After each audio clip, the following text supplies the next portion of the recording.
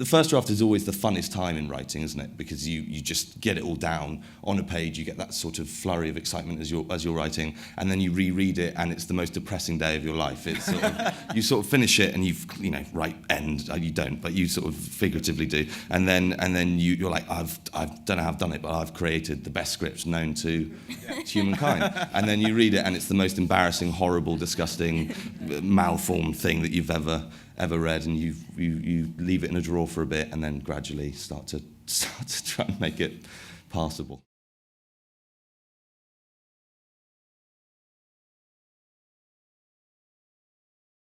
Olivia, how is it for you? Is this the first time that you've seen it with an audience? Yeah, well, it's the first time I've seen it at all, actually.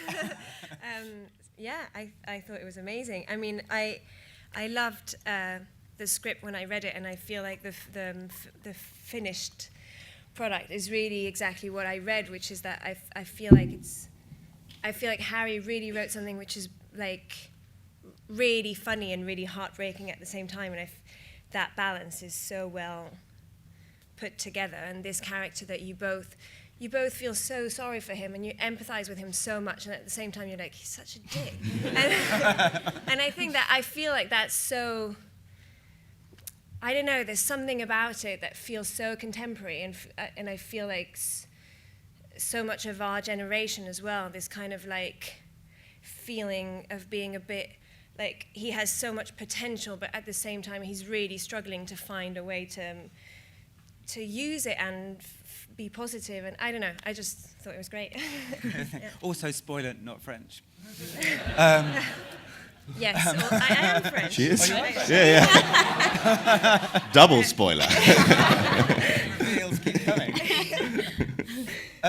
Let's talk. So when it first like came through your door, yeah. What stage was it at? And what was your kind of first feeling, just literally as an actor reading it straight through first time? Yeah, I mean, I was told a lot of good stuff about it, and I just taped for it, and then I read it, and then I spoke to her. It all went really fast, to be honest. Like, we didn't really have like tons of meetings. It was just like pretty immediate, and then we met, and yeah, I mean, we met on set, actually, in person. We met on set. You called me before, but I have to say I loved doing that project so much, because it really felt like the team, and some of them are here, like it felt like such a tight group of people, and there was such like energy in doing it, and everyone was like, it felt really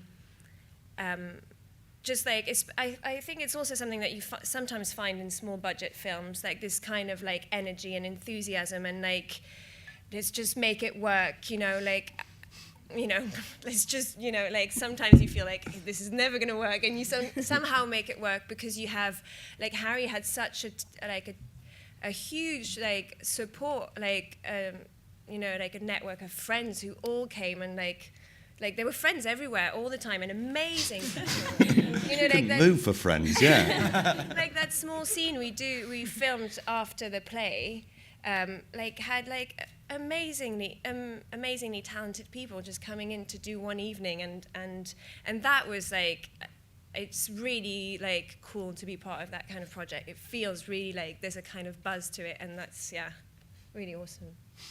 Well, let's talk a little bit about just physically then. It's very good to have Helen here, because it's very rare to have a producer on stage and the producers know all of the secrets. How did you just actually physically go about putting the thing together, given that you had, I think we were talking earlier, you basically had the same amount of money you would normally have to make a short film, and yet you decided to make a feature film. Yeah. So how did you then go about putting the production together? Well, we set ourselves a deadline. We said we'd give ourselves a year from when we met to make the film. And whatever money we could raise by then, that's what we would shoot for. So we had some really amazing support from AIM Image, and we had another company put money in as well, and some private investors, and it wasn't very much money at all. So the only way to do it was to basically get a lot of favours, and to kind of surround ourselves, as you say, with people who, be them actors or crew or people supplying costume or, you know, the people that gave us food. Our base was a pub for the whole shoot. You know, people that were really up for mucking in and wanted to make this film, wanted to help, and yeah, we couldn't have done it without all of them.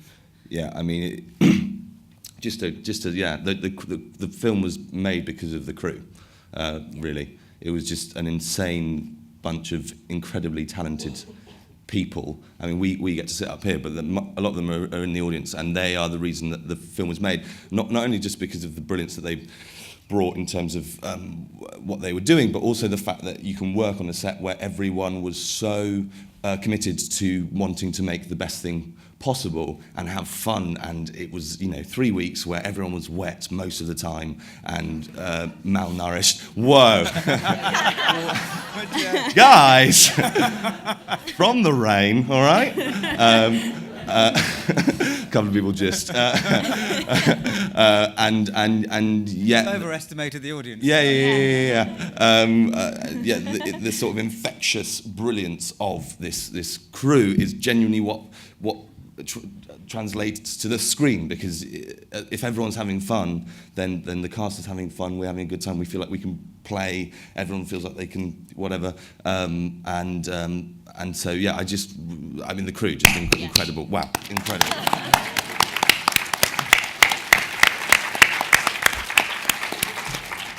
Now, the bit that's not fun, generally, is the bit where you're just alone in a room typing the thing, right. Before you even get to a script. And even beyond, I guess, first draft into various other drafts.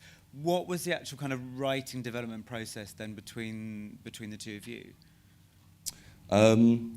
So I wrote it for the very first draft as I was doing the finals for university.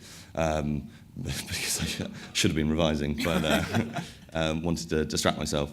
And then it went from there, and then it sort of was 2 years from first draft to shooting script, and it, you know, went through big changes at first, and then gradually started trying to finesse it and work on it, and we sent it out to people and got notes and got lots of feedback. Yeah, I mean, the first draft is always the funnest time in writing, isn't it? Because you just get it all down on a page. You get that sort of flurry of excitement as you're writing, and then you reread it, and it's the most depressing day of your life. It's sort of, you sort of finish it, and you know, write end. You don't, but you sort of figuratively do. And then you're like, I don't know how I've done it, but I've created the best script known to humankind. And then you read it, and it's the most embarrassing, horrible, disgusting, malformed thing that you've ever read, and you leave it in a drawer for a bit, and then gradually start to try and make it passable. And so for people who've only seen the finished version, what would be the surprising things about that kind of first couple of drafts, looking back at it now? It's on space, set on space.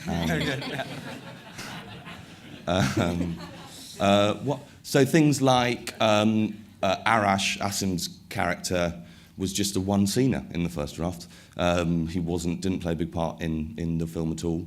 And then first few people who read it said, this character's really fun, he should maybe come back. And then he did, and he became an integral part to Oscar's arc and to the film, and he's one of the few characters in the film that is likable and has a, you know, truly likable and has a heart, and so that was one big thing.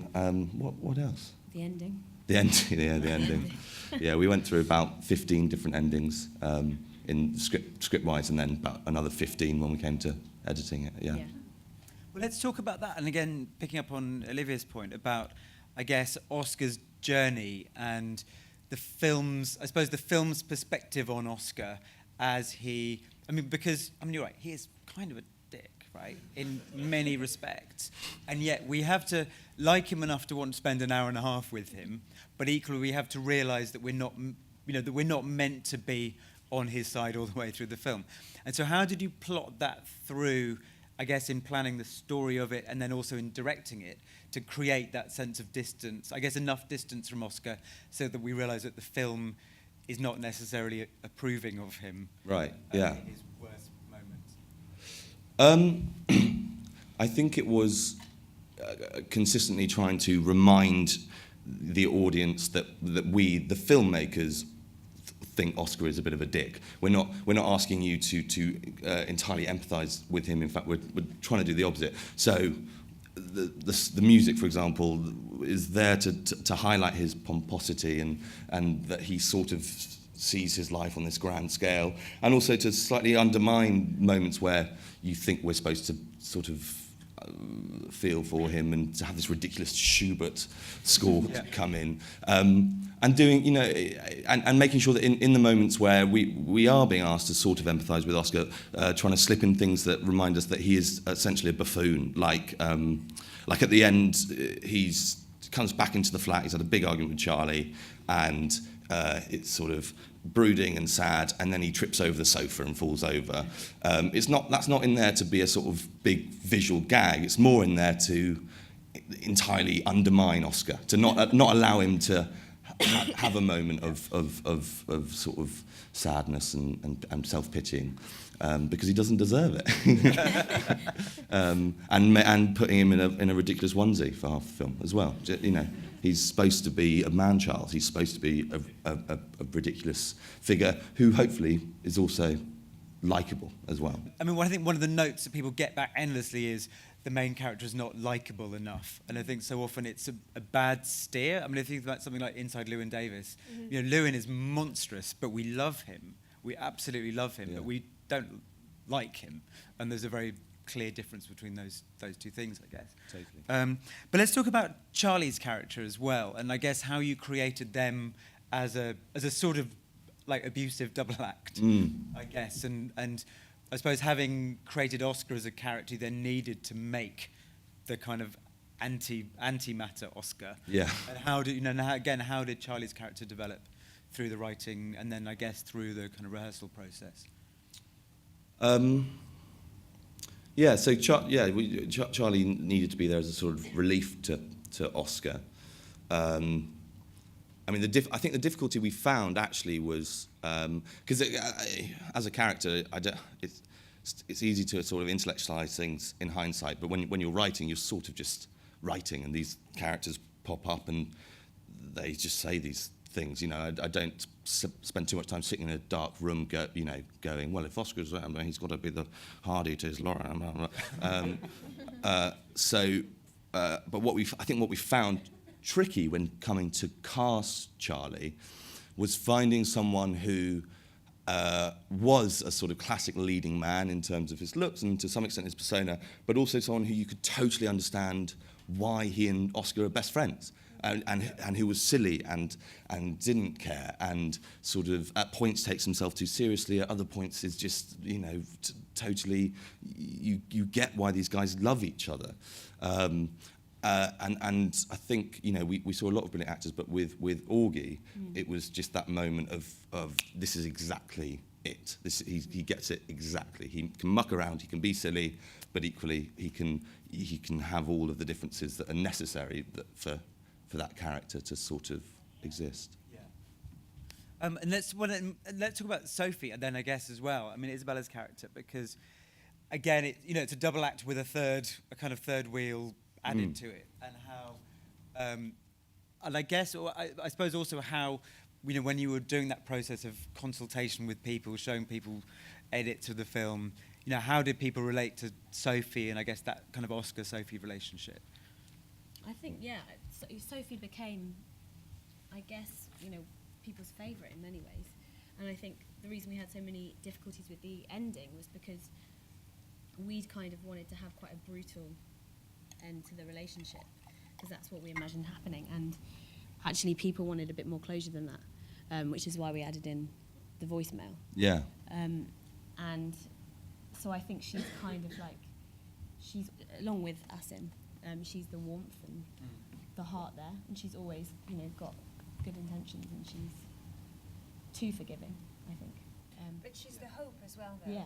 Like at the end, you kind of don't really... know what. I mean, I hope. Yeah.